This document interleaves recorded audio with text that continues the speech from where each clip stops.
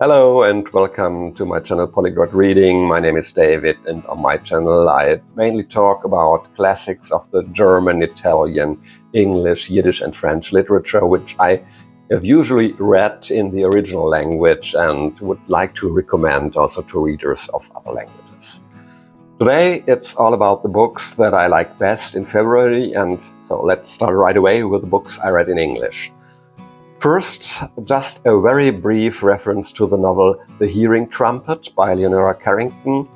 I have made a separate video about it in which I present the book in more detail, so I'll just briefly mention it here, that I consider this single novel by Leonora Carrington, who is otherwise mainly known as a painter of surrealism, to be a truly exceptional phenomenon in English literature. A brilliant novel by a writer with an exuberant imagination, full of bizarre but extremely entertaining and funny characters, two quirky but extremely willful old ladies who end up in a retirement home run by a dubious sect, and in which not only a murder occurs but also a whole series of mysterious incidents and mythological entanglements and conspiracies that become ever more abstruse and world-spanning, and a book like a roller coaster ride on acid through a surrealist painting with a brilliant ending. Inspired by this novel, I also found this small collection of short stories by Leonora Carrington.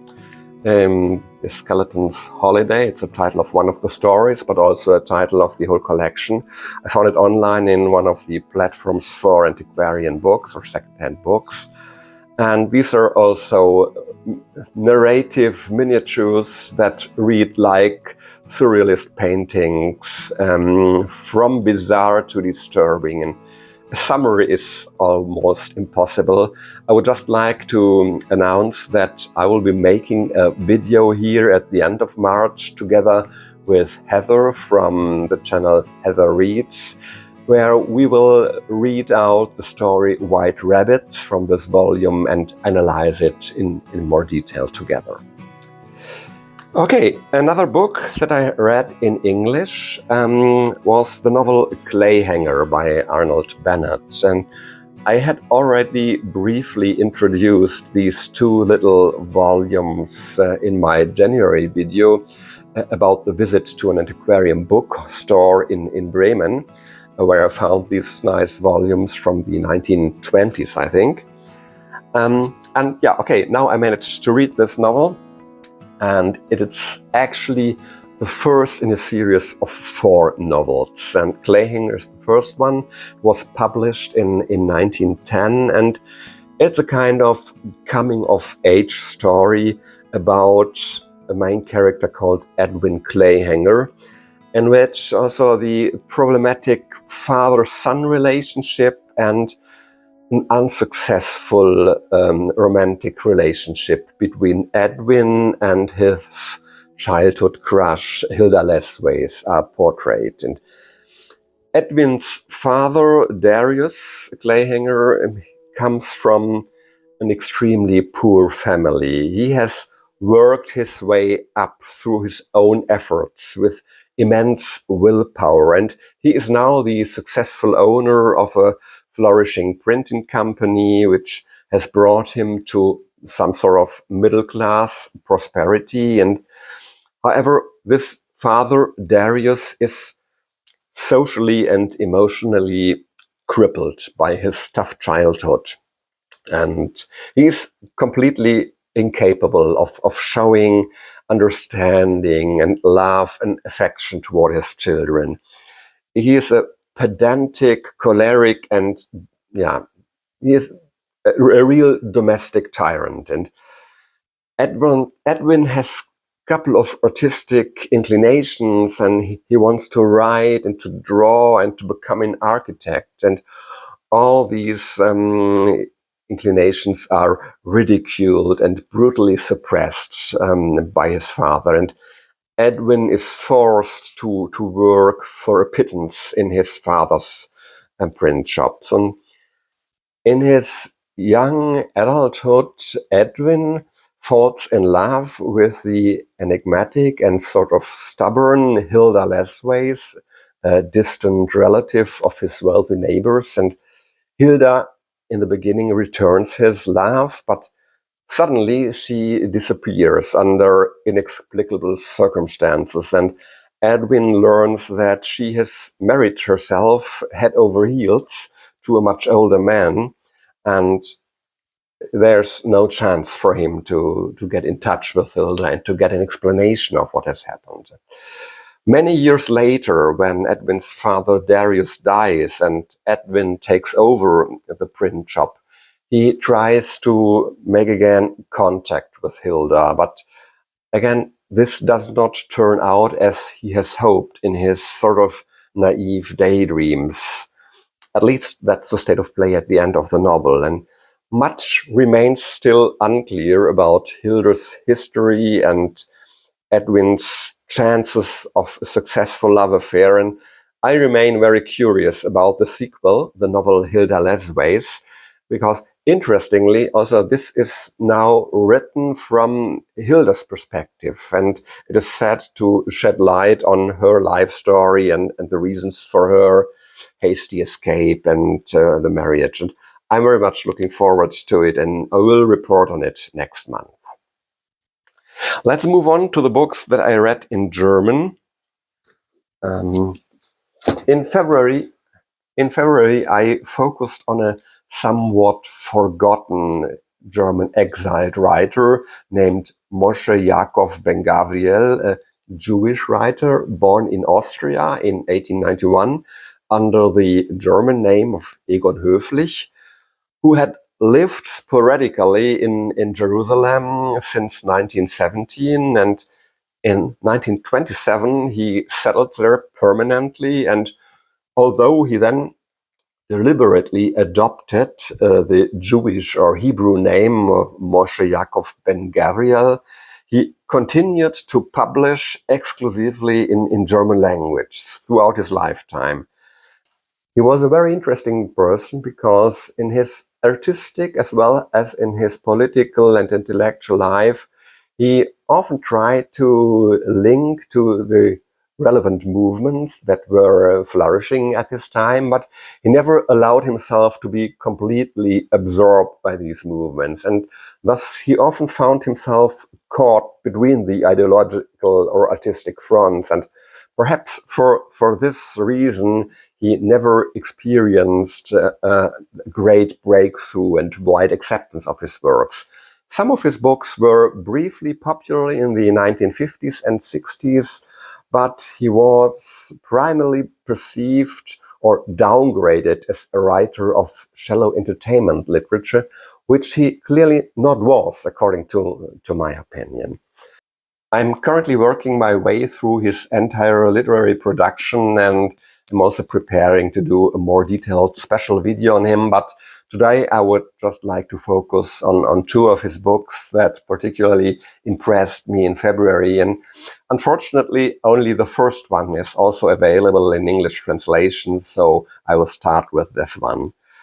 This novel is titled Frieden und Krieg des Bürgers Mahashavi, so the English title is Peace and War of Mahashavi, available at least on the used books market at a very low price. The plot is set in the British Mandate of Palestine, so this happens before the founding of the State of Israel, and it's kind of a picaresque novel about a village original, the citizen Mahashavi, who is a clever, creative, and witty, but also anarchic character who constantly amazes and challenges his fellow villagers with his bizarre ideas and his profound wisdom. And also, when he has to do military service, he challenges, mocks, and exploits the intricacies of the military system and its particular logic or illogic. And this is described in a scene, in a sequence of very hilarious and amusing scenes. And here, Ben-Gavriel presents us with a superficially entertaining mixture of quixotic and Mark Twain-like humor, but the classification as light literature is, or just entertainment literature, really falls short. The entertainment is just the surface, but in fact, the book touches on very profound questions of worldview, of politics, and what it characterizes true humanity, charity, societal values, and a successful life. It's a book full of humor that is anything but flat, but genuinely clever, original, and very wise. And ben-Gavriel, for me, is really a true master of a very subtle humor, and not a cynical or bitter or caustic humor, but a humor that has loving eyes for the quirky, even the unsympathetic characters, and above all, manages an admirable balance to portray even rough or shocking events with just the right pinch of humor.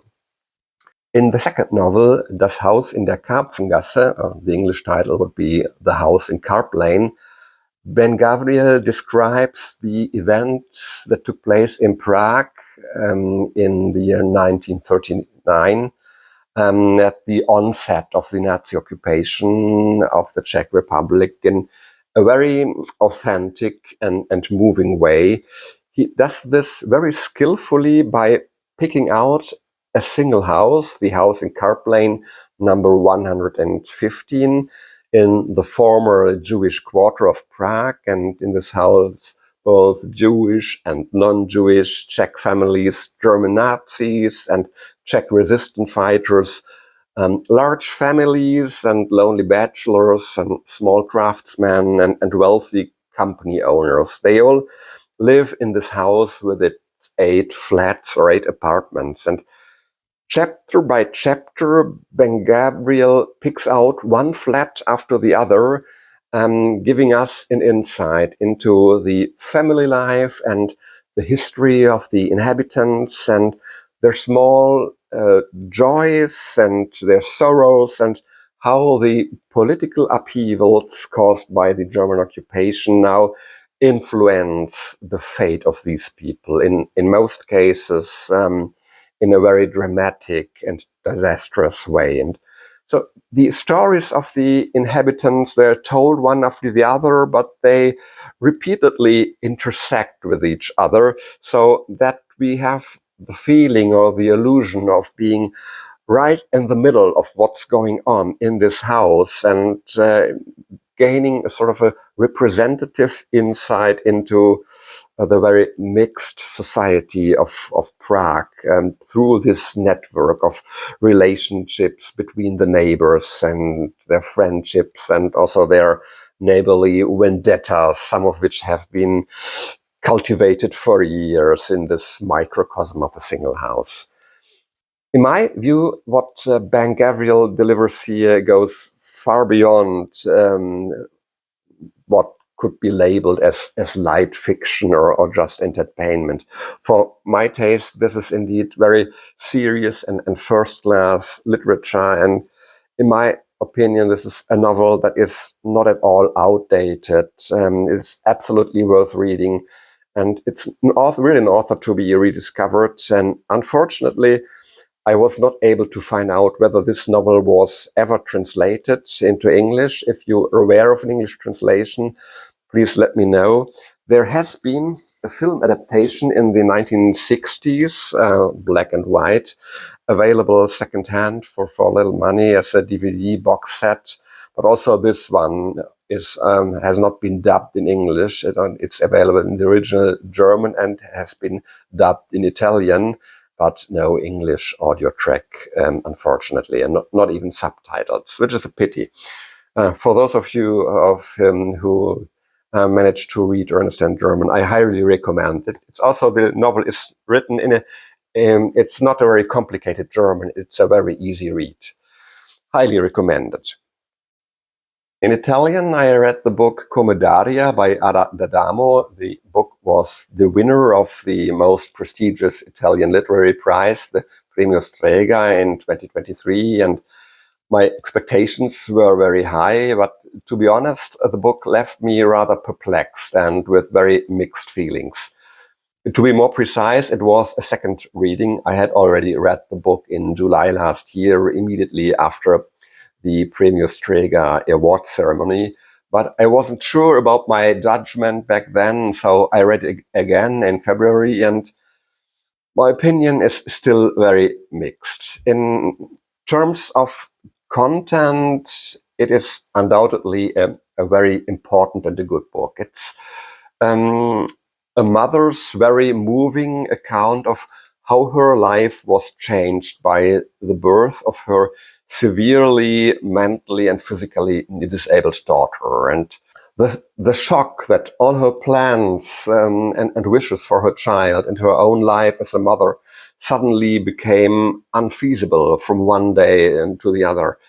The countless visits to doctors and hospitals to get a proper diagnosis and information about possible treatment options, and how the daily and nightly challenges of caring for and looking after her daughter push the parents beyond the limits of their physical and mental strength. And the difficulties in dealing with the authorities, the bureaucracy, in order to get suitable help. All of this is described very realistically and also ruthlessly and honestly, right up to the mother's admission, which may be shocking for some, that had she known about the diagnosis earlier, she would probably not have continued the pregnancy, but have taken a decision against this pregnancy and against her daughter's life.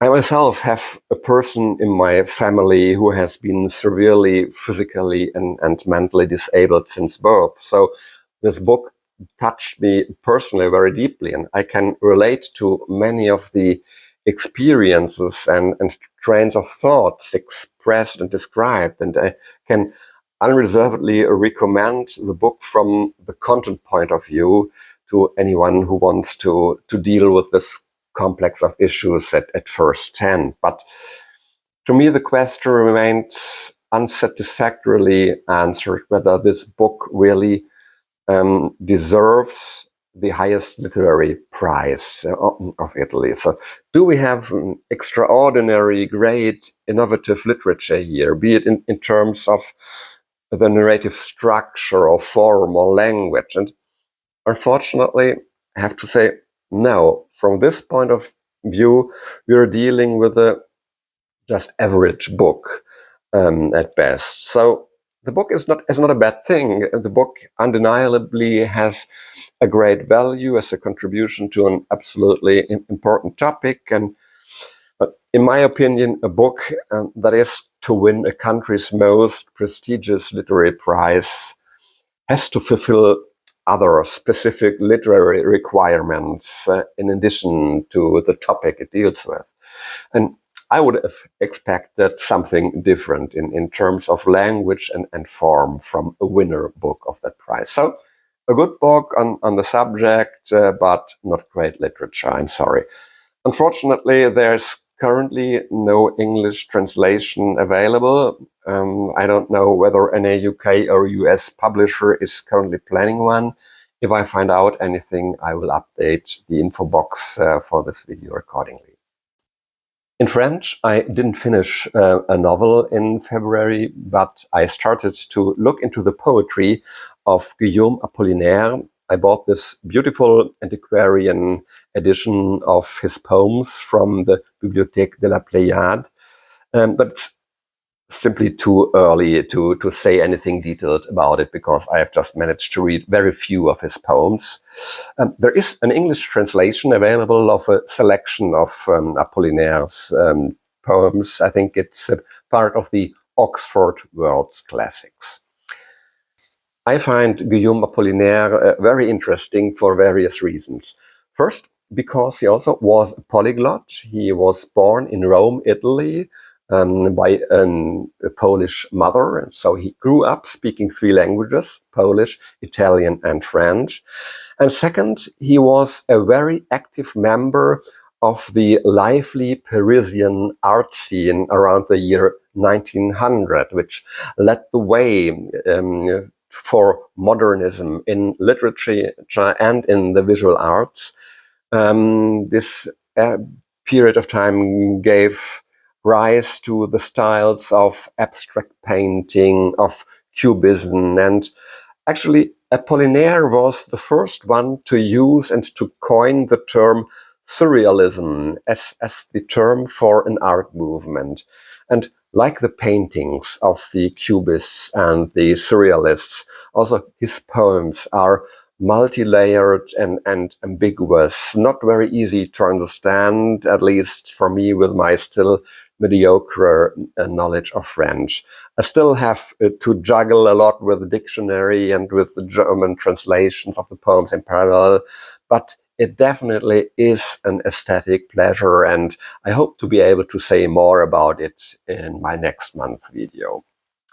Okay, that's it for today. That was the wrap-up of my February reading.